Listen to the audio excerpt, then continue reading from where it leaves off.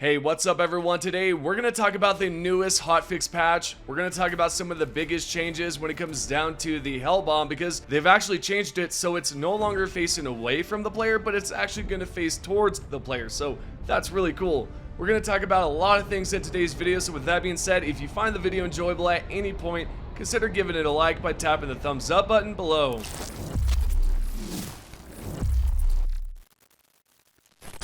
Let's begin with the latest patch 01.000.402. The latest update addresses multiple crash issues. This includes crashes when altering settings, switching languages, exiting missions, and opening the social menu with a large number of friends. The social menu now only displays the first 100 friends. For example, right here, they've specifically mentioned fixed a crash that occurs when opening the social menu with more than 100 friends. As a result, we have also limited the friends list visibility to 100. You will remain friends with anyone over 100, but you may not be able to see them if they are offline. Speaking of friends list, the developers have also fixed crashes related to high numbers of blocked friends and friend requests, minimizing after full screen changes, picking up equipment, interacting with terminals during host migration, and last but not least, minefields have also been resolved. So with those crashes, all those issues should be resolved. Not only that, but in the recent update, the developers have fixed a variety of issues across different gameplay elements. For example, players can now stand up while wielding the ballistic shield, and the reload speed of the recoilless has also been fixed. If you take a look on the screen here, you'll find a great example of that, and you can see that it's working just right.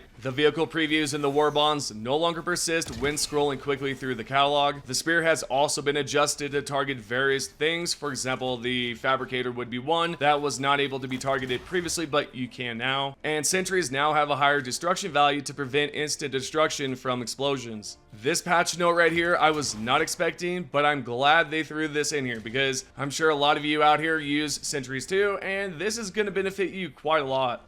Personally, I use quite a few sentries when I am given the chance, like on a defend mission or possibly eradicate mission. Those are the ones I love to use the sentries on, so this right here is going to benefit me as well. Now, additionally, the developers have also fixed a few things here. The players can no longer lose operation progress when kicked due to inactivity, which is awesome to see. Not only that, the remove friend and blocked player buttons now require a hold to confirm action, meaning you of course will have to hold down the button in order to activate whatever you're trying to do. In this case, you're trying to remove your friends, so you will have to hold down the button. There's also another bug here which they have resolved, and that's going to be when you were dying, you would try to enter ADS, you would try to aim in. That has been fixed, as well as the soft lock when receiving an interact emote when holding a grenade. They've resolved that. If you were in a different stance, this would definitely mess up the projectile to crosshair inaccuracies in ADS, and they've also fixed that as well. The update also includes fixes for the adjudicator recoil values, which I was surprised. I do have some clips here to showcase that. Continuing on, they've also resolved armory terminals losing functionality and missing localization for flying patrol operation modifiers. Next, there was an issue with the throw knives because prior to this update, the knives would just be floating in the air, and now that has been fixed. And when it comes down to your vehicle skins not being applied to all variations, they have also fixed that as well. Furthermore, flag objectives now properly track a Helldiver's position while on a combat walker, and the description for the PH-202 Twig Snapper helmet is no longer missing. Finally, the shuttle clipping through bile titans and terrain during landing sequence has been fixed. A performance on PS5 has been improved when CPU bound, and the effects remaining when destroying spore spears have been addressed, and the stem visual effects now remain on the screen for the entire duration of the stem effect when a medkit bonus is present. Emote receiver players can no longer use their weapons during emote animations, and Hellbombs, lastly here, which again is the important one for me, Hellbombs are now called down facing the player rather than away from the player. Now prior, in the previous patches, when you threw down a Hellbomb, it would face away from you, and as they have stated here, it's gonna face us now. Overall, not a bad patch. It does include quite a few things that I was expecting, and some things I was not expecting, like the Hellbomb. Now, as great as this all is, we do have a brand new mission called the Hive Busters, and with that, it's currently bugged. For example, sometimes you may notice that the drill does not work, so when you go up to it, you cannot enter the combination to activate it. And when it comes down to the actual hive drill, be cautious with redeployment. If you're redeployed, avoid landing near the hive drill stratagem location, as this can cause you to fall beneath the map. This may either trap you or result you in losing a life, which does suck. There might be even more issues out there that I've yet to list, but I have went over some of this information prior. If you have missed out on that video, I recommend checking it out. But anyways, what I think that's a bit disappointing for a lot of us is that it feels like the developers are not doing the proper testing when it comes down to their team. Their team is probably not testing everything out properly. Now, I'm of course not a developer, so I do not have any right to say, oh, they're not doing the testing right, or they're not doing this right.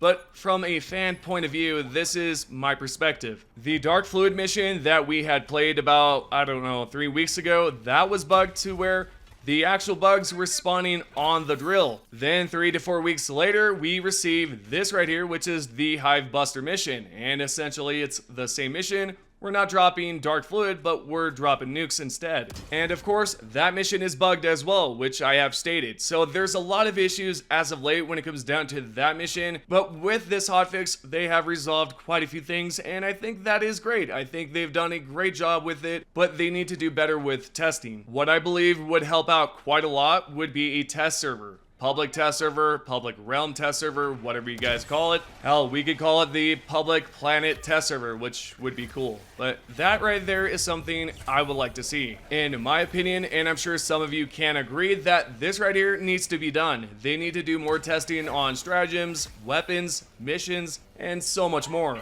Now, there is some good news, because even though we are not receiving a public test server or a planet test server, as I have been calling it, we are going to see a roadmap here very soon. If you guys have missed out on that in a previous video, I will leave some information right here. This user right here named Moore asks, will we get roadmap of the game future development and upcoming update? Shams Georgiani responded over on the Helldivers 2 Discord by saying, we should at some point after this summer, maybe. So there is a possibility, a maybe, that we will see a roadmap after this summer, so we'll find out as time goes on. But that right there I wanted to include in this video to kind of give you an idea on when to expect it. So that is some good news, and we do have one more post here. This is by Pillistead himself, the former CEO. He created a post, or an X post, over on Twitter. He had created a post over on X, and this is what he had to say. I've seen a lot of people give me lots of credit for this patch as if I am the sole person responsible. I want to make it clear that the team are the ones that made it happen. Without their effort, design sensibilities, diligence,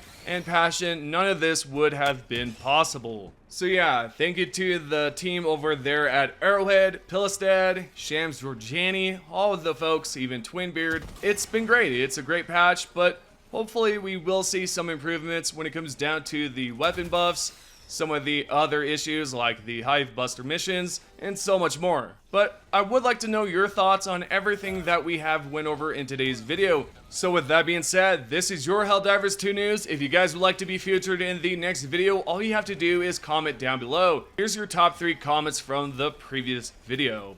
The first comment is by Octagonal Square. This person says, asking for story mode is hilarious, like a genuinely crazy request. The second comment is by Murner. This person says, if they did the ability to customize colors, I just wish they at least let us change helmet colors so we could match them to our armor sets. The third comment is by Otto von Bismarck 7094, the third time I've seen him here, so kudos to you. This person says, I think custom colors should be on the default armor at least. It's the Helldiver armor, and it would make sense for it to have camos or Snow White. And there's your top 3 comments. If you guys would like to be featured in the next video, all you have to do is comment down below. And so thank you guys for the support, and I will see you guys in the next video.